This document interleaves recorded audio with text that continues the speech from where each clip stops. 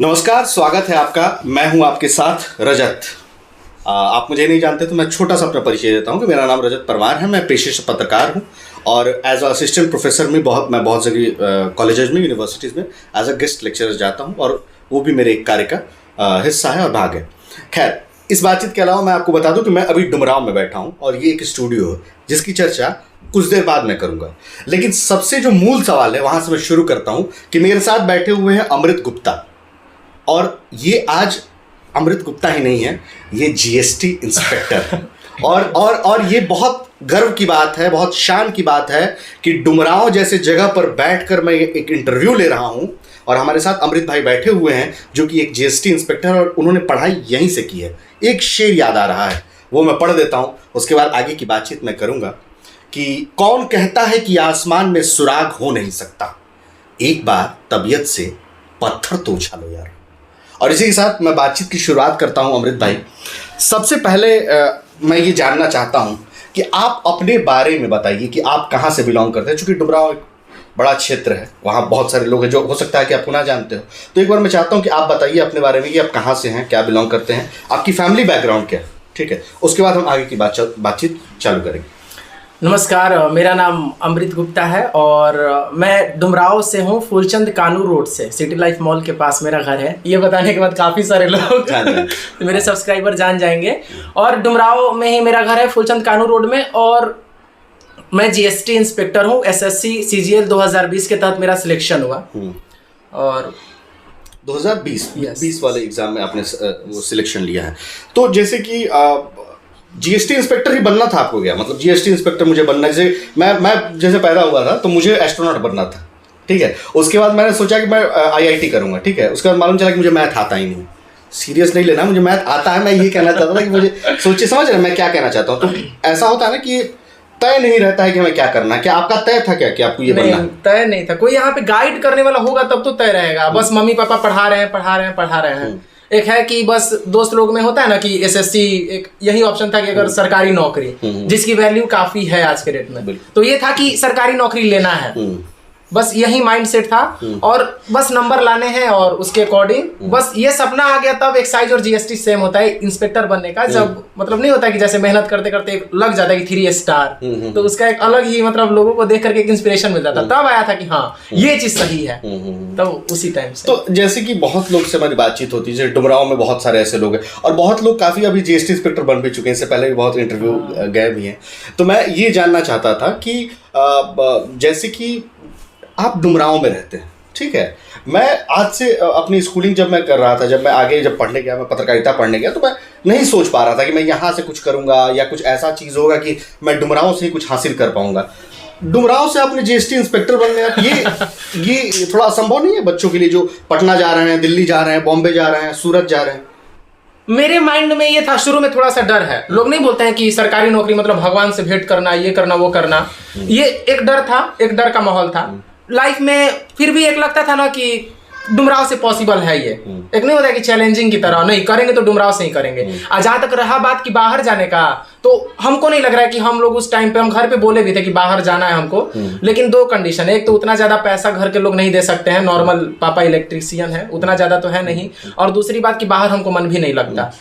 और यहाँ पे हम कह रहे हैं कि YouTube पे सब चीज अवेलेबल ही था। सपोज कीजिए कि कोई अगर हमको कुछ भी पढ़ना है, हमको YouTube पे अवेलेबल है, YouTube पे कोई आकर के सामने से पढ़ा रहे हैं तो बस पढ़ लें, तो हम उसको पढ़ लेते थे।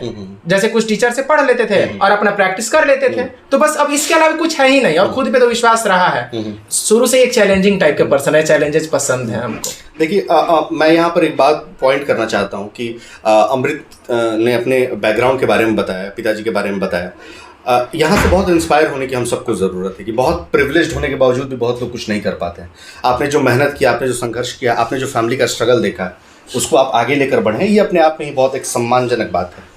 तो मैं अमृत ये आपसे जानना चाहता हूँ कि जैसे कि आपसे पहले बहुत लोगों का सिलेक्शन हुआ होगा, आपके सीनियर होंगे या बहुत लोग होंगे जिनका सिलेक्शन हो चुका होगा। आपके शहर में ही ऐसे लोग होंगे जो 12वीं में नेवी निकाल चुके होंगे, मतलब वो एयरफोर्स निकाल चुके होंगे, समझ रहे हैं। और आपने जो ये है इतने सालों बाद मतलब नौकरी जो प्राप्त की, अपने एक आराम से पढ़ाई की, स्ट्रगल किया, ठीक है, जो भी आपका एक अपना जर्नी रहा, तो पिताजी, माताजी, गांव वाले, समाज वाले, घर वाले, बगल वाले, चाचा, फूफा, मौसा, जो बोलते रहते हैं कि कमाए नहीं, क्या कर रहे हो, क्या उखाड़ लिए, या आपने क्या अभी तक कमाया है, तो उस पर आपका क्या राय है, या कैसे आपने उसको डील किया? हमने काफी सुना है, बहुत सुना है, या फिर लोग एक होता है ना कि शुरू से ही जैसे कम में आंकना, तेरे से नहीं होगा, या फिर ये वो, और ऊपर से दोस्तों का सिलेक्शन। मेरे केस में क्या था कि हमको ये मेरा पहला अटेम्प्ट जैसे दिए हम, डॉक्यूमेंट वेरिफिकेशन तक सब एग्जाम पास किए, डॉक्यूमेंट वेरिफिकेशन में जाना था, नहीं गए क्योंकि नंबर मेरा कम था। सारे दोस्तों का सिलेक्शन हो गया था। सबसे बुरा वो मेरे लाइफ का दौर रहा है जब सब दोस्त का सिलेक्शन हो गया और आप यहाँ अकेले बैठे हैं और लोग आपसे पूछ रहे हैं कि यार तुम्हारा क्या हुआ, तुम्हारा क्या हुआ। अब फिर भी मेरे अंदर एक जिद था। अब हम सोच रहे थे कि अब सुनना आदत हो गया है, होता है ना कि अब लोग क्या ही, अब तो ऑलरेडी लाइफ में सबसे नीचे चल रहे हैं, इतना आप सुन लिए हैं बेइज्जती, तो अब इतना, अब इससे क्या ही होगा। बस एक मोटिवेशन वही था मेरे लिए कि अब तो दिखाना है, किसी भी कीमत पर अब दिखाना है। हमारे साथ यहाँ के वो तो हम बहुत ही शुक्रगुजार है कि यहाँ डुमराव में जैसे कुछ इंस्टीट्यूशन है, जैसे विश्वजीत सर का है, वहाँ पे हम कुछ टाइम तक पढ़े हैं, ठीक है। मनोज सर जी शुरू से ही इंग्लिश पढ़ाए हैं, तो भरोसा इन लोगों को भी देख करके था कि नहीं कर लेंगे हम। यही चीज मेरे लाइफ में है। और लोगों का क्या है, लोग तो कहते रहेंगे, उनका तो काम है कहना। आज भी बहुत सारा लड़का लोग गांव का या फिर शहर का, यही उनको निगेटिव लोग बहुत ज्यादा परेशान करते हैं, बहुत ज्यादा परेशान करते हैं। हमको आज भी मेरा वो एंगर बढ़ जाता है ये सब सुन के, इसीलिए हम कोशिश करते हैं कि पॉजिटिव लोगों के वातावरण में रहें। आज भी बच्चा सब इतना जानते हैं, हम बता रहे हैं, थोड़ा सा इंटरव्यू थोड़ा सा फ्रेंडली कर लेते हैं। और इसको फ्रेंडली करने का एक और मतलब जरूरी भी है, ताकि जनता जो कनेक्ट करे कि ओरिजिनल समाज में चल क्या रहा है। हम बहुत फॉर्मल हो गए, आपको ज्ञान तो दे भी नहीं पाएंगे वैसे। इनफॉर्मल होंगे तो शायद आप रिलेट कर पाए कि जीएसटी इंस्पेक्टर बनने में क्या स्ट्रगल्स अमृत ने सफर किया है। हाँ, तो लोग इतना डरे हुए हैं ना, ये इतना भी हार्ड चीज नहीं यार, कंसिस्टेंट रहो, परसिवियरेंस रखो, हो जाएगा। तुम कंसिस्टेंट रहो तो सही, तुम कहीं से भी हो। आज के डेट में तुम्हारे पास एक स्मार्टफोन है भाई, तुम लोगों की मत सुनो। और याद रखना कि तुमको वही लोग गिराते हैं या वही लोग बोलेंगे नहीं होगा जो खुद अपने लाइफ में सफल नहीं है। exactly. कभी भी सफल लोग आपको ये नहीं बोलेंगे कि तुमसे नहीं होगा। किसी को भी कम में नहीं आंकना चाहिए। बिल्कुल बहुत सही बात बोली आपने कि किसी को कम में नहीं आंकना चाहिए। और देखिए अमृत भाई जो है वो नाराज भी होगा, थोड़ा एंगर आज भी। और इसी से मैं रिलेट करता हूँ अपना सवाल जो आप सुनेंगे और आपको बहुत प्रसन्नता भी होगी कि मैं जिस जगह बैठा हुआ हूँ, ये पीछे आप जो बैकग्राउंड देख रहे होंगे, ये एक अच्छी लाइटिंग के बीच में जो ये इंटरव्यू शूट हो रहा है, और इसके पीछे भी अमृत भाई ही हैं, क्योंकि अमृत भाई एक यूट्यूब चैनल चलाते हैं जिसका नाम है डुमराव टीवी। और इनका परिचय यही है कि मैं अमृत गुप्ता डुमराव टीवी का मालिक। और ये जो है 55,000 के करीबन में उसके सब्सक्राइबर हैं अभी, और व्यूअरशिप बहुत शानदार है। और उस पर काम क्या करते हैं उसके बारे में अमृत भाई आप बताइए, क्या करते हैं? डुमराव टीवी लाने का मेरा यही मकसद था ना कि जितना हम एग्जाम में प्रेशर फील होता था हमको, या फिर जितना भी सब निगेटिव लोग थे, लोगों को डरा करके रखे हुए हैं, जिसके कारण गांव का बच्चा शहर में सोचता है कि शहर जाएंगे तभी सिलेक्शन होगा, यही भ्रम तोड़ना था मेरा। ये जितना ये डर को खत्म करता है डुमराव टीवी। और डुमराव टीवी पे हम आकर के हम फॉर्मेलिटी को नहीं निभाते हैं, हम आकर के जितना भी लाइफ में एक्सपीरियंस किए हैं सब कुछ आकर के बता देते हैं। तभी वो चैनल पे बहुत सारे लोग रिलेट कर पाए हैं। 4 महीने में 55,000 प्लस है, उस पर लाखों का कंटेंट ऑलरेडी हम डाल चुके हैं। अगर जो एसएससी का प्रिपरेशन कर रहा बच्चा वही समझ रहा है, और उनको हिम्मत मिलती है हमको देख करके। और मेरा भी यही उद्देश्य है कि भाई तुम देश के किसी भी कोने में हो ना, शांति से मोबाइल उठाओ, कंसिस्टेंट रहो और पढ़ाई करो, तुम्हारा सिलेक्शन कोई नहीं रोकेगा। कोई भी दुनिया का एग्जाम हो, इतना भी टफ नहीं है, बट यही है कि तुम कंसिस्टेंट रहो और लोगों की मत सुनो, अपने आप पे एक विश्वास रखो। यूट्यूब पे जानते हैं हम बता रहे ढूंढ के हम टीचर पढ़े हुए हैं। जैसे ये चैप्टर हुआ तो अलग अलग टीचर से सब कुछ अलग अलग अपना किए हुए हैं। पेड कोर्स के बारे में हमको कोई यहाँ पे कोई गाइड करने वाला भी प्रॉपर वे में नहीं है। एक होता है ना कि प्रॉपर गाइडेंस तो नहीं है, सब अपना अपने परसेप्शन से बताते हैं चीजें। हम अपने कभी भी हम लोगों को अपने परसेप्शन से चीज नहीं बताते हैं, उसके सिचुएशन को फील करते हैं कि ये किस मुकाम पर है अभी, इसके साथ क्या घट रहा है, उसको बताते हैं, उस नजरिए से उसको सोचना सिखाते हैं हम। सही बात है। तो जैसे कि आप तो अब जीएसटी इंस्पेक्टर बन गए, ठीक है, अब जाके 6 महीने 7 महीने में आपकी ज्वाइनिंग भी हो जाएगी। और तो मैं ये जानना चाहता हूँ कि अमृत की जर्नी रुक गई क्या है? जीएसटी इंस्पेक्टर मेरी जर्नी, हाँ, उसके बारे में जरा बताइए, आगे क्या? सबसे पहले आपने बोला कि जर्नी रुक गई। हाँ। अभी मेरा विजन यही है कि इंडिया में या फिर देश के किसी भी कोने कोने में जितने भी हम जैसे लोग यूथ हैं, हम इनके लिए काम करना चाहते हैं। जीएसटी इंस्पेक्टर तो बस एक बहाना है कि लोगों को बस दिखना चाहिए कि भाई you can achieve your goal, whatever you want to achieve in your life. डरो मत तुम। बिल्कुल, रुकना तो कभी नहीं है सर, रुकना तो कभी है ही नहीं जिंदगी में, अभी और आगे बढ़ना। तो आपने कुछ सोचा है, मतलब जैसे कि डुमराव टीवी आपने शुरू किया, ठीक है, तो इसका आपने कुछ विजन आपके माइंड में होगा कि मुझे कुछ फ्री क्लासेस शुरू कर देनी है, कुछ ऐसा आपने कुछ सोचा होगा ना, कुछ माइंडसेट में विजन क्या है? मेरा विजन इसको लेकर के बहुत बड़ा है, और इसके लिए एक होता है ना कि जैसे कि अभी हम बहुत कुछ सोच रहे हैं, जैसे टीम वर्क करना, टीम में काम कैसे किया जाता है। अभी तो हम लोग पढ़ाई लिखाई में अभी भी हैं, तो मैंने ये सोचा कि अब इसके लिए थोड़ा बाहर जाएंगे, लोगों से मिलेंगे जुलेंगे, थोड़ा टीम मैनेजमेंट सीखेंगे, तब जाकर के अपना विजन एक पड़ाव पे आकर के लाइफ में वो विजन में स्टार्ट करूंगा। अभी इसमें टाइम है, अभी बस अपना ईमानदारी से अभी अपना कर्तव्य निभाना है अभी हमारे देश में।